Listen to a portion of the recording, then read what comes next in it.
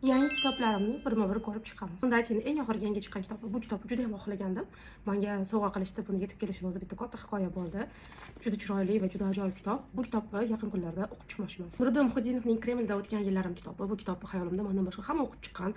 Juda ham yaxshi, qiziqarli kitob, o'qishing kerak deyishgan sababli men ham o'qishga qaror qildim. Safonning kitobi, bu kitobni olish tarixi juda ham qiziq bo'ldi. Aslida boshqa kitob olgandim. Kassaga kelgan paytimda qarasam, o'sha kitob do'konida o'qiydigan qiz o'qiyotgan ekan va juda ko'p joylarni belgilab chiqibdi. O'ta qiziqarli, bosh ko'tara olmay o'qiyapman degani uchun o'zim sotib olgan kitobni joyiga qo'yib, mana shu kitobni oldim. Muhammadning Joyce kitobi, bu esselardan tashkil topgan, Yangi asr nashriyotida nashr etilgan kitob. Mirzali Akbarovning Hessening so'nggi muhabbati kitobi.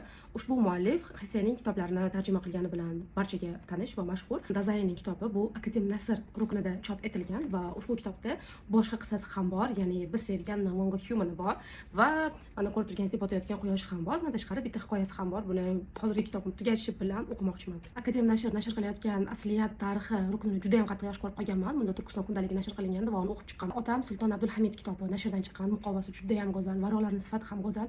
Buni ham yaqin kunlarda o'qib chiqish niyatim bor. Umuman olganda Akadem nashrida asliyat ruknini barcha kitoblarini o'qib bormoqchiman. Asliyat falsafasi deb nomlangan. Hozirgi asliyat tarixi ruknini ko'rsatgandim. Bu esa asliyat falsafasi. Barchamiz taniydigan Hamid Sodiq ushbu kitobni tarjima qilgan. O'qib chiqish kerak deb o'ylayman. Yangi kitoblarim. Siz oxirgi yangi sotib olgan kitoblaringiz qaysi?